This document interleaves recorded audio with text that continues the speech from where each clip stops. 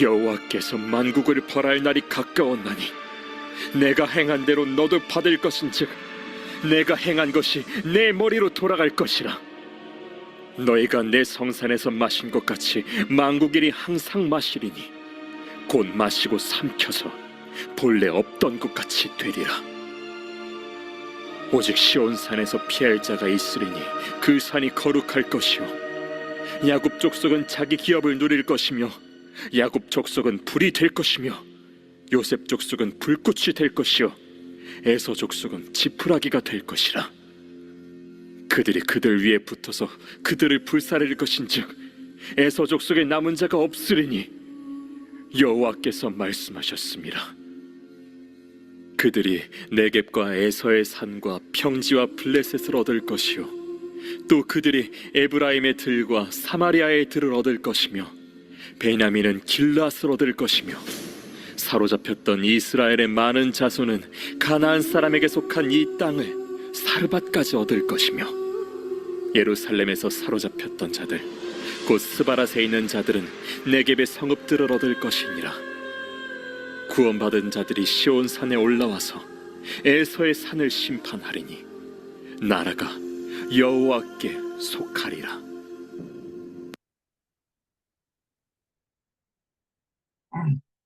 네, 우리는 지난주까지 베드로 후서에 대해서 말씀을 나누었습니다. 네, 오늘부터는 오늘 본문 말씀은 오바댜의 말씀을 가지고 은혜를 나누겠습니다. 오바댜서는 구약 성경에서 가장 짧은 장입니다. 한 장으로 되어 있습니다.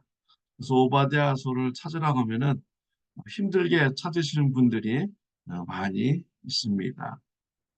오바댜서의 저자는 오바댜입니다. 1절에서 밝혀주고 있습니다. 1절에 보면 오바댜의 묵시라라고 하였습니다. 오바댜라는 사람이 성령의 감동을 받아서 기록을 한 것입니다. 오바댜라는 분이 어떠한 사람인지는 알 수 없습니다. 오늘 본문에서 오바댜가 누구인지를 알려주는 말씀이 없기 때문입니다. 오바댜라는 이름은요, 이스라엘 백성들에게 매우 흔한 이름이었습니다. 구약 성경에도 오바댜라는 이름을 가진 사람들이 13명이나 나오고 있습니다. 그러나 그들 모두 다 오늘 오바댜서의 저자와 동일한 인물은 아닙니다. 오바댜라는 이름은 흔한 이름이었습니다. 오바댜의 뜻은 여호와의 종, 여호와를 경외하는 자라는 그런 뜻입니다. 오바댜서의 기록의 목적은 여호와를 경외하는 종을 괴롭히는 자를 하나님께서 심판하신다. 여호와를 경외하는 자를 괴롭히는 자를 하나님께서 심판하신다. 여호와의 종들이 어려움을 당할 때 무관심하게 대하는 자들 하나님께서 심판하신다라는 이런 목적을 말씀해 주고 있습니다. 그래서 우리 성도들에게는 소망의 이 말씀인 것이죠. 하나님을 믿는 교회 성도님들, 어려움을 당할 때 무관심하게 대하는 자들 하나님께서 심판하신다. 하나님의 성도들을 괴롭히는 자들을 하나님께서 심판하신다라는 이런 위로의 이런 메시지인 것입니다. 오바댜서의 기록의 시기는요, BC 605년부터 586년으로 보고 있습니다. 그 이유는 이 본문에서 보면은 유대 나라가 바벨론에 멸망할 때 유대 나라가 어려움을 당하고 또 에돔 족속이 무관심하고 강도짓을 한 것에 대해서 기록을 했기 때문이죠. 유대 나라가 멸망할 시기 586년 이 전후로 기록 시기를 보고 있는 것입니다. 오바댜서의 1절부터 14절은 에돔 민족의 심판을 말씀하고 있습니다. 에돔 민족이 심판받아야 될 이유가 10절에서 밝히고 있습니다. 10절에 보면 네가 네 형제 야곱에게 행한 포악으로 말미암아 부끄러움을 당하고 영원히 멸절되리라 라고 했습니다. 에돔이 야곱의 후손 유대 백성에게 포악하게 행하였기 때문에 에돔 족속이 심판을 받는다라는 메시지를 준 것입니다. 에돔과 야곱 후손들 모두 다 형제입니다. 아버지가 같습니다. 이삭에게는 두 아들이 있었습니다. 쌍둥이 아들입니다. 첫째는 에서입니다. 둘째는 야곱입니다. 에서의 후손들이 에돔 족속입니다. 야곱의 후손들이 이스라엘 백성들입니다. 에서의 후손 에돔 나라와 유대 나라는 같은 민족입니다. 형제 나라인 것이죠. 유대 나라가 바벨론에 의해서 멸망당할 때 에돔 나라는 무책임하게 방관했습니다. 나의 일이 아니다 방관했습니다.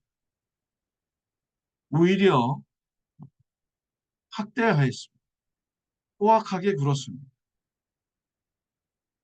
나라가 멸망해서 도망쳐오는 유대 백성들을 학대하였고 그들의 재물을 뺏었습니다.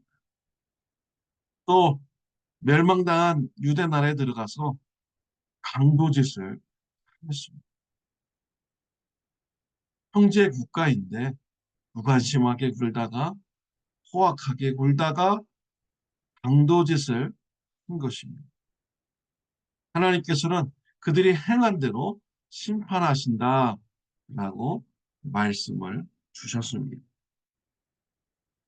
비록 유대 백성들이 죄를 지어서 어려움을 당하는 시기이지만 그 하나님의 백성들에게 무관심하게 굴고 포악하게 굴고 강도짓을 하면 하나님께서 심판하신다라는 것입니다. 또 15절부터는 열방의 심판을 말씀하고 있습니다. 15절에 여호와께서 만국을 벌할 날이 가까웠나니 네가 행한 대로 너도 받을 것인즉 네가 행한 것이 네 머리로 돌아갈 것이라 라고 했습니다. 에돔과 같이 행한 나라들도 모두 다 심판받는다 라고 말씀하신 것입니다. 에돔이라는 나라 어떤 나라입니까? 교만한 나라입니다. 또 무책임한 나라입니다. 또 학대한 나라입니다. 강도짓을 한 나라입니다. 이러한 나라들을 하나님께서 심판하신다라고 말씀하셨습니다. 우리는 에돔 나라와 같은 사람들이 되지 말아야겠습니다. 이웃이 어려움을 당할 때 무책임하게 방관하는 것 하나님께서 기뻐하지 않습니다. 이런 사람이 되지 말아야 됩니다. 이웃이 어려움을 당할 때 포악하게 굴지 말아야 됩니다. 이웃이 어려움을 당할 때 오히려 강도짓을 하지 말아야 됩니다. 하나님은 이러한 자를 싫어하십니다. 이러한 자를 심판하시는 것입니다. 오히려 이웃이 당한 어려움을 보고 불쌍히 여기고 내 책임으로 알고 이웃을 도와주는 이러한 사람을 우리 하나님은 기뻐하십니다. 신약성경에 보면 강도 맞은 사람이 나옵니다. 여행을 하다가 강도 맞았습니다. 모든 것을 뺏겼습니다. 길거리에 버려졌습니다. 제사장이 지나갔습니다. 무관심하였습니다. 도와주지 않았습니다. 레위인이 지나갔습니다. 도와주지 않았습니다. 무관심하였습니다. 사마리아 사람이 지나갑니다. 불쌍히 여겼습니다. 강도 맞은 자를 도와주었습니다. 치료해 주었습니다. 예수님께서는 누가 강도 맞은 자의 이웃이냐라고 물었습니다. 선한 사마리아 사람인 것이 강도 맞은 자의 이웃이 된 것이죠. 우리 예수님은요, 이웃이 어려움을 당할 때 도와주는 자를 인정하여 주십니다. 기뻐하여 주십니다. 한 백부장이 예수님께 나왔습니다. 하인의 종을 하인이 병들었습니다. 하인을 고쳐주십시오. 간구하였습니다. 예수님께서 고쳐주겠다. 가자라고 했습니다. 백부장은 자신의 집에 들어온 것을 감당치 못합니다. 말씀만 하십시오. 낫겠습니다. 예수님께서 백부장의 믿음을 보시고 기뻐하셨습니다. 큰 믿음이다라고 하셨습니다. 칭찬하여 주셨습니다. 백부장이 구원을 받았다라고 말씀해 주셨습니다. 백부장은요, 종이 병들었을 때 무관심할 수 있습니다. 내 가족이 아니기 때문이죠. 또 내 민족이 아니기 때문입니다. 그렇지만 백부장은 책임의식을 느꼈습니다. 종을 고쳐주고자 열심히 노력했습니다. 예수님은 이러한 자를 기뻐하시는 것입니다. 전에 우리는 강도 맞은 자였습니다. 사탄으로부터 강도 맞았습니다. 예수님께서 우리를 불쌍히 여겨주셨습니다. 십자가에서 피를 흘리셨습니다. 피값으로 우리의 죄를 대속하여 주셨습니다. 구속하여 주셨습니다. 예수님은 부활하셨습니다. 우리에게 죄사함의 은혜와 부활의 영생의 축복을 주셨습니다.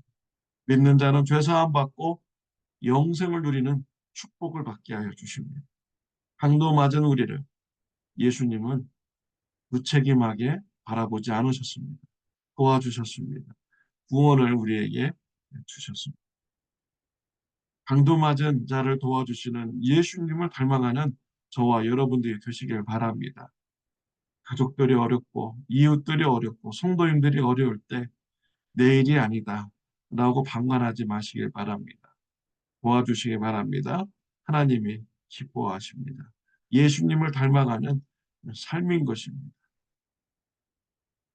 책임 있는 삶을 살아감으로써 하나님의 기쁨이 되는 저와 여러분들이 되시기를 바랍니다. 기도드리겠습니다.